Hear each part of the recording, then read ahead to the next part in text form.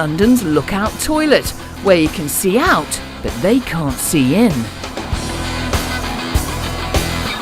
It's a one-way mirrored glass loo that allows the user to use while having a crystal clear view of the street.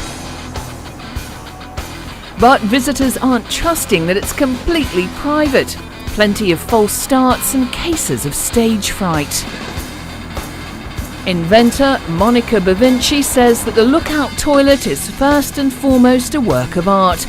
It just so happens that inside you'll find a bog-standard loo.